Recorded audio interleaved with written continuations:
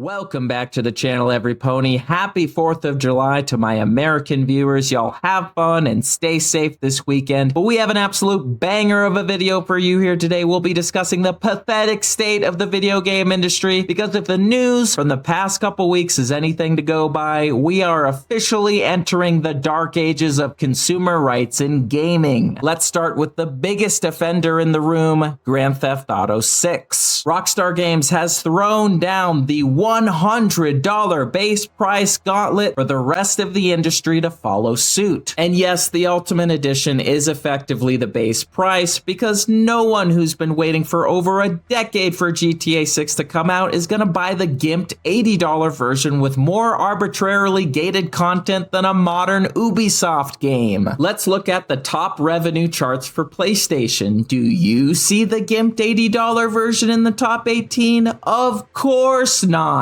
No one's gonna buy it, and it'll be delisted a few short months after launch. Insider Gaming put out an article showing a poll of over 10,000 people who pre-ordered GTA 6. The result? Over 80% of them are planning to buy the $100 Ultimate Edition, matching up with the data from the PlayStation revenue charts. Along with that massive price tag, Insider Gaming reported that Rockstar has, quote, no plans to ever print GTA 6 discs. If you go out and buy a physical copy of the game at launch, you are now the owner of a plastic case with a download code inside. But hey, if you think Rockstar is the only one pushing us into an all-digital future where you own absolutely nothing, think again. Emboldened by GTA 6, Sony took it a massive step further. They announced that physical disc production is completely ending in January 2028 for all new games releasing on PlayStation consoles. They're trying to frame it as, quote, adapting to consumer trends, but let's be real, it's about total ecosystem control. This means that the used game market has been completely destroyed. You cannot borrow a game from a friend, and you are entirely at the mercy of whatever personalized price Sony wants to charge you on the PlayStation Store. And to rub salt in the wound, Insider Gaming drops the news that Sony is already discussing potential future PlayStation Plus price hikes. Because of course they are. What are you gonna do? Cancel your PlayStation Plus subscription?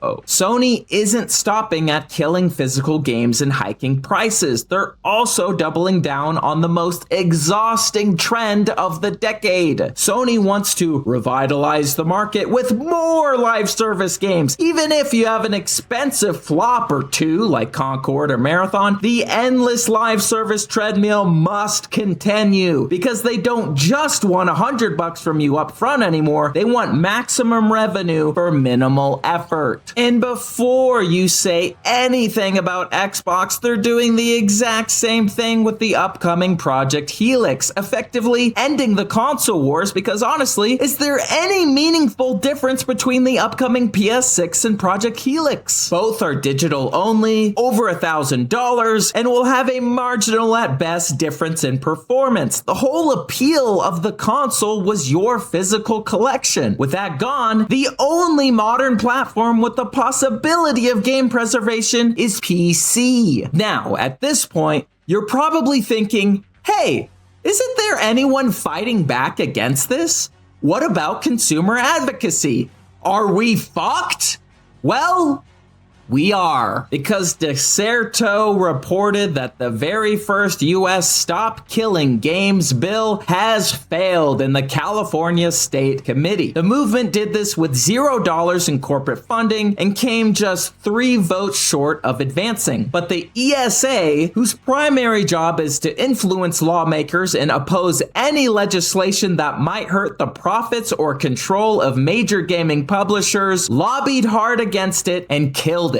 These publishers, who, as we see in the screenshot, largely haven't put out a good game in decades, made damn sure that when they decide to pull the plug on a live service or delist a game, it stays dead. Now, with all of this said, what does this mean for the Call of Duty franchise, the subject of this channel? Well, I can tell you with absolute certainty that Activision is kicking themselves for not doing the Modern Warfare 4 reveal until after Rockstar dropped the $100 GTA 6 bombshell so that they could also charge $100 for Modern Warfare 4. This means that Activision will have to wait until Sledgehammer Games puts out their next COD game in the fall of 2027 to charge the $100 base price. Looking here at Sledgehammer Games' track record so far, do you see a single game here worth $100 even with DLC and updates included? I sure as hell don't. All we know so far about COD 2027, other than that Sledgehammer Games is the lead developer, is the possibility of a melee combat overhaul and that it's distinctly not Black Ops or Modern Warfare. It's going to take actual innovation and interesting content that plays like no COD game before for it to actually be worth that much upfront cost, in which I have my doubts of that happening. What Sledgehammer Games should do is go back to the first ever project the studio worked on, an ambitious third-person action game described by then studio head Glenn Schofield as a scary version of Vietnam that emphasizes tension and atmospheric horror. Tentatively titled Fog of War, the game ended up being scrapped in favor of Modern Warfare 3 2011, but honestly, reviving this project could be the innovation COD has been needing for years now. But as we wrap up this video, I want to remind you guys, go to w.gg, use code JimmyHomeless at checkout for 10% off new flavors such as Push and Punch Energy. It will give you the strength, energy, and strenergy for those long gaming sessions into the night. Use code JimmyHomeless to support the channel. Let me know what you think in the comments below about the dark ages of consumer rights in gaming